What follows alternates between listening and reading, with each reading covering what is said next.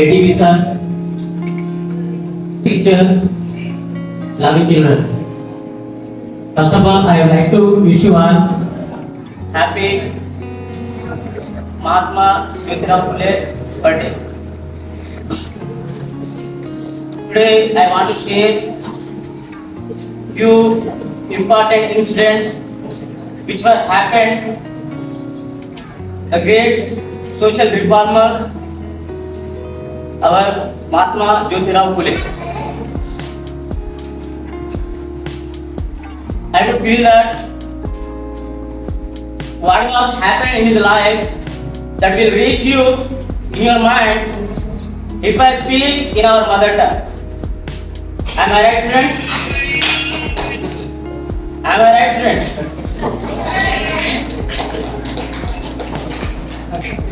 మహాత్మా జ్యోతిరావు ఫులే తన యొక్క జీవితాన్ని ఎవరికి అంకితం చేయడం జరిగిందంటే ఆ కాలంలో ఉన్నటువంటి పిల్లలకు అంకితం, ఆ కాలంలో ఉన్నటువంటి పౌరులకి అంకితం చేయడం జరిగింది. మరి ఇంతకుముందు చెప్పుకున్నట్లు చాలా మంది పిల్లలు చెప్పడం జరిగింది తను ఎప్పుడు జన్మించడం జరిగిందో. 1827 లోపల గోవిందరావు ఫులే చిరుమల ఫులే తల్లిదండ్రులకి మరి రెండవ సంతానంగా మన మహాత్మా జ్యోతిరావు ఫులే గారు జన్మించడం జరిగింది. మరి ఆ కాలంలో మనం కనుక చూసినట్లయితే చతుర్వర్ణ వ్యవస్థ అనేది ఉండేది. చతుర్వర్ణ వ్యవస్థ లోపల అందరికీ విద్యను అభ్యసించడానికి అవకాశం అనేది ఉండదు. అగ్రవర్ణాలకు మాత్రమే, బ్రాహ్మణ, క్షత్రియ ఈ వర్ణాలకు మాత్రమే విద్యను అభ్యసించేందుకు అవకాశం అనేది ఉండేది. మరి ఇతను తక్కువ జాతికి చెందినటువంటి శూద్ర కులంలో జన్మించడం వల్ల మరి జ్యోతిరావు ఫులేకి విద్యను అభ్యసించడానికి అవకాశం అనేది దొరకలేదు. తన యొక్క స్టార్టింగ్ స్టేజ్లో తనకి విద్యను అభ్యసించడానికి అవకాశం అనేది దొరకలేదు. మరి కొన్ని విషయాలు కనుక మనం మాట్లాడినట్లయితే బ్రిటిష్ వారు మన దేశాన్ని పరిపాలించడం జరిగింది. బ్రిటిష్ వారి పరిపాలనలో మనం నేషనల్ మూవ్మెంట్స్ గురించి మాట్లాడితే చాలా మటుకు మన బుక్స్ లోపల వాళ్ళని హేట్ చేస్తూ చెప్పడం జరిగింది. మరి ఆథర్స్ వాళ్ళు రచించినటువంటి వాళ్ళు బుక్స్ రైటర్స్ మన బ్రిటిషర్స్ని అపోజ్ చేస్తూ వాళ్ళని హేట్ చేస్తూ రాయడం జరిగింది. మరి బ్రిటిష్ వారి వల్ల కొన్ని విషయాలు మనకి మంచి కూడా జరిగాయి. అందులో నేను ఏది మంచి జరిగిందని చెప్పాలనుకుంటున్నానంటే ముఖ్యంగా శూద్రులు, అతిశూద్రులు అనేటువంటి తెగలు మన దేశంలో ఉండేటువంటి వారు. మరి బ్రిటిష్ వారికి ఈ చతుర్వర్ణ వ్యవస్థ అనేది వాళ్ళకి తెలియదు. వాళ్ళకి ఏంటంటే అందరూ చదువుకోవాలా, అందరూ చదవాలి అనే విషయం మాత్రమే తెలుసు. కాబట్టి వాళ్ళు స్థాపించినటువంటి పాఠశాల లోపల ఎవరికి అవకాశం ఇచ్చారు? ప్రతి ఒక్కరికి అవకాశం ఇచ్చారు. క్యాస్ట్ సిస్టాన్ని వాళ్ళు చూడలేదు, ప్రతి ఒక్కరికి అవకాశం ఇవ్వడం జరిగింది. మరి ఈ అవకాశాన్ని అందిపుచ్చుకున్నటువంటి మహాత్మా జ్యోతిరావు ఫులే బాల్య విద్యా వ్యాసం కోసము అతను పాఠశాలలోకి వెళ్ళడం జరిగింది. మరి పాఠశాలలోకి వెళ్ళినప్పుడు అక్కడ ఎక్కువ మంది ఎవరుంటారు?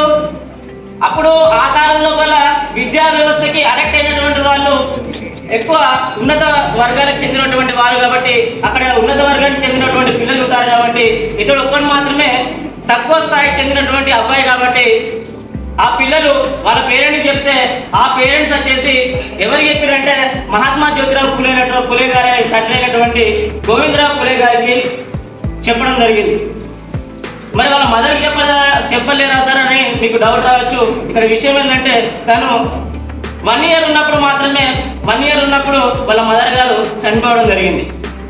మరి ఆ పాఠశాలకు సంబంధించిన విషయాలు తక్కువ జాతికి చెందినటువంటి అబ్బాయి మా దగ్గరికి వచ్చి మాతో పాటు చదువుకుంటున్న విషయాన్ని ఆ పిల్లలు ఉన్నత తరగతులకు చెందినటువంటి పిల్లలు వాళ్ళ తల్లిదండ్రులకు చెప్తే వాళ్ళ తల్లిదండ్రులు గోవిందరావు ఫులేకి మన మహాత్మా జ్యోతిరావు ఫులే తండ్రి గారికి చెప్తే వారు వచ్చేసి ఆ పిల్లల తల్లిదండ్రులు వచ్చేసి వాళ్ళు నిలదీయడం జరిగింది. ఎందుకు మీ అబ్బాయికి, ఎందుకు మీకే పరిస్థితులు అంతంత మాత్రంగా ఉన్నాయి కదా, మరి మీరు చేసే వృత్తిలోనే మీకు సంపాదన లేదు కదా, మీ అబ్బాయికి చదువు అవసరమా?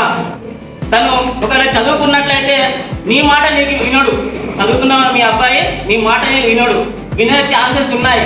అందుకోసం మీ అబ్బాయిని చదువు ఆపిటించేసి అతనికి ఏదో ఒక పని నేర్పించు, ఆ విధంగా మీకు ఎంతో కొంత డబ్బులు వస్తాయని వాళ్ళు అతన్ని మిస్గైడ్ చేయడం జరిగింది.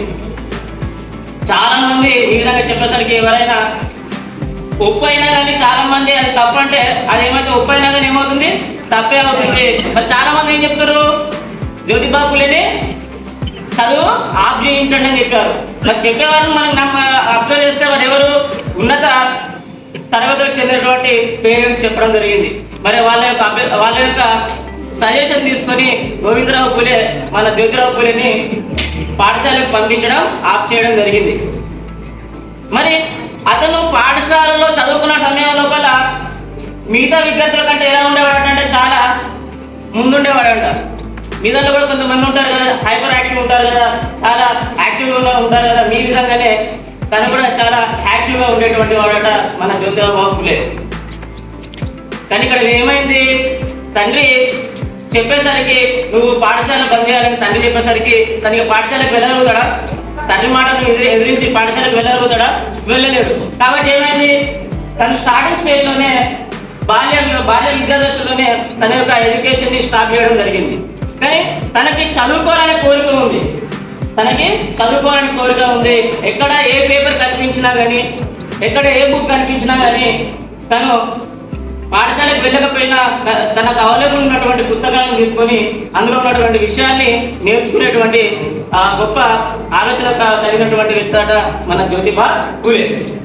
మరి ఈ విషయాన్ని ఈ విధంగా అతను నేర్చుకుంటా ఉన్నాడు. ఈ నేర్చుకునే క్రమంలోనే ఈ విషయాన్ని ఆ కాలంలో ఉన్నటువంటి ఒక బ్రిటిష్ అధికారి చూడడం జరిగిందట. చూసి మన జ్యోతిబా ఫులేని టెస్ట్ చేయడం జరిగిందట. టెస్ట్ చేసినప్పుడు ఏమని అబ్జర్వ్ చేయడం జరిగిందట అంటే తన యొక్క నైపుణ్యాన్ని ఇతను గుర్తించాడు. ఎవరు గుర్తించారు? బ్రిటిష్ అధికారి గుర్తించాడు. మరి ఆ నైపుణ్యాన్ని గుర్తించి అప్పుడు తను ఆశ్చర్యపోవడం జరిగింది. ఇతను బడికే వెళ్ళట్లేదు, ఇక విద్యాభ్యాసానికి దూరంగా ఉన్నాడు, కానీ నేను అడిగినటువంటి ప్రతిదీ తన ఆన్సర్ ప్రాపర్ వేలో ఆన్సర్ చేస్తున్నాడు. మరి ఇతడు బడికి వెళ్ళినట్లయితే ఇంకా మెరకిల్ చేస్తాడు, చాలా ఉన్నత ప్రయోజకుడు కూడా అవుతాడని చెప్పేసి అతడు ఆలోచించి ఏం చేస్తుండట అంటే గోవిందరావు దగ్గరికి వెళ్ళి మన జ్యోతిబా ఫులే తండ్రి అయినటువంటి గోవిందరావు ఫులే దగ్గరికి వెళ్ళి మరి అతనికి సలహా ఇవ్వడం జరిగిందట. మీ అబ్బాయి విద్యాభ్యాసానికి ఉన్నత విద్యాభ్యాసానికి పాఠశాలకు పంపించని చెప్పడం జరిగిందట. మరి అధికారి చెప్పినప్పుడు కంపల్సరీ వినాలి కాబట్టి మరి జ్యోతిబా ఫులే వారి తండ్రి గోవిందరావు ఫులే తన్ని పాఠశాలకి ఉన్నత విద్యాభ్యాసం కోసము పంపించడం జరిగిందట. మరి ఇదంతా ఎప్పుడు పాల్గొంటే ఒక అధికారి ఇన్వాల్వ్ అవ్వడం వల్లనే పాల్గొని కావడం జరిగింది. మరి ఆ కాలంలో ఈ జ్యోతిబా ఫులే విద్యాభ్యాసం చేసేటువంటి కాలం లోపల పరిస్థితులు, సాంఘిక పరిస్థితులు అత్యంత ఘోరంగా ఉన్నాయి. దళితులకి పాఠశాలలో ప్రవేశం లేదు, అయినా బ్రిటిష్ గవర్నమెంట్ ఉండడం వల్ల పాఠశాలలోకి వెళ్ళడం జరిగింది. మరి దాంతోపాటు మగవారికి ప్రవేశం లేదంటే ఆ కాలం లోపల ఆడవారి పరిస్థితి మీరు ఒకసారి ఆలోచించుకోండి. ఆడవారి లోపల కొద్ది మందికి మాత్రమే, ఇంతకుముందు చెప్పినట్టు బ్రాహ్మణ క్షత్రియ వాళ్ళకి మాత్రమే విద్యాభ్యాసంలో ప్రవేశం ఉందట. కానీ వాళ్ళు కూడా మరీ ఎక్కువ కాదు, ఫండమెంటల్ చదువుకునేటువంటి ఆ స్టేజ్లోనే ఉండేవారట. మరి అలాంటి స్థితి లోపల మరి శూద్ర అతిశూద్ర కులాలకు చెందినటువంటి వాళ్ళకి అసలు విద్యాభ్యాసమే ఉండేటిది కాదు. ఇంకా ఆ కాలం లోపల చాలా ఘోరమైన పరిస్థితులు ఉన్నాయి. చెప్తే మనకు అప్పుడప్పుడు చాలా బాగా అనిపిస్తుంది. ఎలాంటి పరిస్థితులు ఉన్నాయంటే శూద్రులు అతిశూద్రులు వాళ్ళు వీధిలోకి వస్తే మూతికి, మీరు పాటలో వినడం జరిగింది, మూతికి ముందా కట్టుకోవాలన్నట. నెక్స్ట్ బ్యాక్ సైడ్ ఏం కట్టుకోవాలి, మన తాటి చెట్టు ఆకుంటుంది చూడండి, తాటాకంటాం, అది కట్టుకొని వీధిలోకి నడుచుకుంటూ రావాలన్నట. ఎందుకు మరి శూద్రులు అతిశూద్రులు వీధిలోకి వచ్చినప్పుడు ఆ విధంగా ఎందుకు మూతికి ముంత నడుముకు ఆ తాటాకు కట్టుకోవాలంటే మనం నడిచినప్పుడు శూద్రులు అతిశూద్రులు నడిచినప్పుడు ఆ కాలుకున్నటువంటి దుమ్ము ఉంటుంది కదా, ఆ దుమ్ము అనేది కొట్టుకుంటూ పోతుంది అన్నట్టు, ఇది మలిపేసుకుంటూ వస్తుంది అన్నట్టు. మన ఫుడ్ మార్క్స్ అనేది మలిపేసుకుంటూ వస్తుంది. అదేవిధంగా మన అదే హ్యూమన్ బీయింగ్గా మనకి సలహా ప్రొడ్యూస్ అవుతుంది, ఊము వస్తూ ఉంటుంది. ఆ ఊని మనము ఉంచినాం అనుకోండి, అది ఎక్కువ కులాల వారికి వాళ్ళు తొక్కే ఛాన్స్ ఉంటుంది, దానికి ఏదో రకంగా ఎక్స్పోజ్ అయ్యే ఛాన్స్ ఉంటుంది. కాబట్టి మరి శూద్రులు అతి శూద్రులు ఏం చేయాలట, వాళ్ళకి ఆ సరైన ఫుడ్ తెచ్చినప్పుడు రూమ్ వచ్చినప్పుడు ఎక్కడ ఉంచాలట్లా ఆ ముంతలో ఉంచుకోవాలట. మరి అలాంటి పరిస్థితులను చూసినటువంటి వ్యక్తి మన జ్యోతిబా ఫూలే. అందుకోసం ఏం చేశాడంటే వారు ఏం చేశారు, మరి ఇలాంటి పరిస్థితులను ఎదిరించాలంటే తను ఆలోచన చేశాడు. ఏమని ఆలోచన చేశాడంటే నేను చదువుతున్నటువంటి చదువుతోనే ఈ సమాజాన్ని మార్చగలుగుతా, దేంతో సమాజాన్ని మారుస్తా అని చెప్పి అనుకున్నాడు. చదువుతో సమాజాన్ని మారుస్తా అనుకున్నాడు. మీరు కూడా ప్రయోజకులు కావాలంటే, మీరు కూడా మన టీచర్ లాగా ఒక మంచి స్థానంలోకి వెళ్ళాలంటే మీకు ఏంటి, మీ వెపన్ ఏంటి, మీ దగ్గర ఉన్నటువంటి ఆయుధం ఏంటి, చదువు. మరి అదేవిధంగా జ్యోతిబా ఫూలే కూడా అనుకోవడం జరిగింది. ఇన్ని సమాజంలో ఇన్ని దురగతాలు ఉన్నాయి, మరి వీటన్నింటినీ నేను సమూలంగా రూపుమార్చాలంటే నాకు చదువు అనేది ఆయుధం అని తను అనుకోవడం జరిగింది. అందుకోసము దాంతోపాటు ఇప్పుడు ఇతను నిమ్న తక్కువ జాతికి చెందినటువంటి వాడు కాబట్టి చాలామంది అతన్ని అపోజ్ చేసేందుకు బెదిరించేందుకు ఛాన్స్ ఉంటాయి. అందుకోసం ఏం చేసినట్టే దేహదారుణ్యాన్ని కూడా పెంచుకోవడం జరిగిందట. ఇప్పుడు అంటారు కదా బాడీ బిల్డింగ్స్ అంటారు కదా, అదేవిధంగా మన జ్యోతిబా ఫూలేని చూస్తే మీరు అక్కడక్కడ ఆ ఫొటోస్ ఆ స్టాచ్యూ చూస్తూ ఉంటారు. చాలా దేహదారుణ్యంగా తను ఉండడం జరుగుతూ ఉంటుంది. దేహదారుణ్యంతో పాటు ఈ విద్యాభ్యాసాన్ని తను మంచి విద్యాభ్యాసాన్ని గడించడం జరిగింది.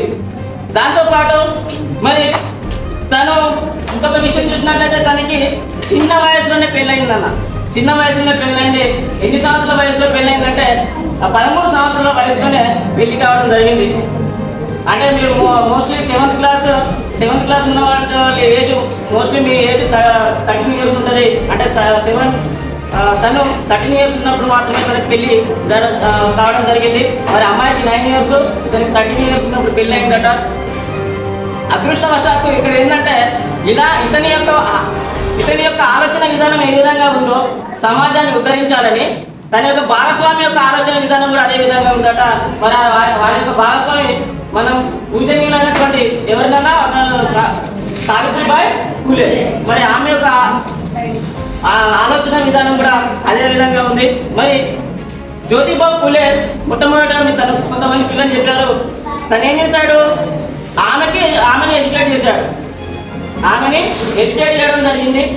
ఆమెను ఎడ్యుకేట్ చేసి ఆమెతో ఏం చేసిందంటే ఇతర ఉమెన్స్కి, ఇతర మహిళలకి విద్యాభ్యాసాన్ని నేర్పించడం జరిగిందన్న. ఇంకా దీంతోపాటు ఆ కాలం లోపల చాలా అంటే చాలా దురాఘాతాలు ఉన్నాయి. కొన్ని విషయాలు మనం చూసినట్లయితే బాల్య వివాహాలు ఉన్నాయి. చిన్నపిల్లలకి ఇతను జ్యోతిబా ఫూలే చేసుకున్నటువంటి మ్యారేజ్ కూడా దేని కిందికి వస్తుంది, బాల్య వివాహం కిందికి వస్తుంది. అదేవిధంగా ఇతనితో పునర్వివాహాలు అనేవి లేవు. విడో మ్యారేజ్ అనేవి లేవు. అదేవిధంగా సతీ సహగమనం అనేది కూడా ఉందన్న. సతీ సహగమనం ఉంది. రాజా రామ్మోహన్ రాయ్ సతీ సహగమనాన్ని రూపుమాపినప్పటికీ కూడా కొన్ని ప్లేసెస్ లోపల మరి సతీ సహగమనం ఉంది. మరి ఇప్పుడు కూడా మన విలేజ్ లోపల అన్టచబిలిటీ అనేది ఉన్నది. మీకు కూడా తెలిసిన విషయం, లేదనడానికి లేదు.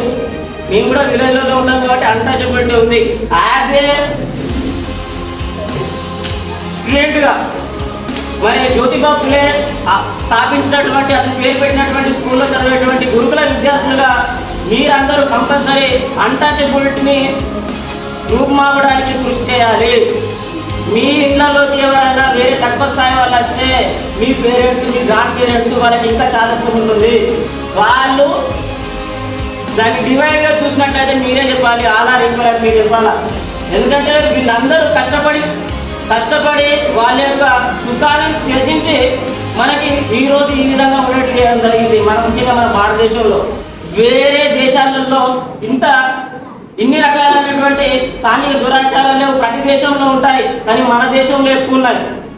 మరి వాళ్ళు ఆ కాలం లోపల మన కోసం ఆలోచించారు. మీరు కూడా మీ చుట్టుపక్కల జరుగుతున్నటువంటి ఏ విధంగానైతే ఈ సాంఘిక కొన్ని అన్టచబిలిటీ లాంటివి కానీ తక్కువ వేరే కులాల వాళ్ళని తక్కువ చూడడం లాంటి వాళ్ళు ఉంటే దానికి మీరు ఎట్టి పరిస్థితుల్లో మీ పేరెంట్స్కి, మీ గ్రాండ్ పేరెంట్స్ చెప్పేసి ఆధార్ ఈక్వల్ అనే విషయాన్ని మీరు చెప్పాలి. అప్పుడు మాత్రమే మన దేశం లోపల అందరూ సమానంగా ఉండి మన దేశము కూడా వివిధ దేశాలతో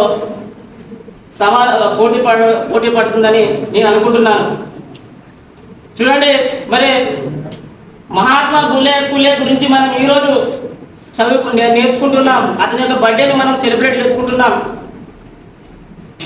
ఈ యొక్క ప్రతి బర్త్డేని ఇన్స్పిరేషన్గా తీసుకొని మనం కూడా ఎంతో కొంత సమాజ సేవలో పాటుపడాలని ఈ యొక్క చిన్న అవకాశం ఇచ్చినటువంటి ఏసీ సార్ గారికి కృతజ్ఞతలు తెలుపుకుంటూ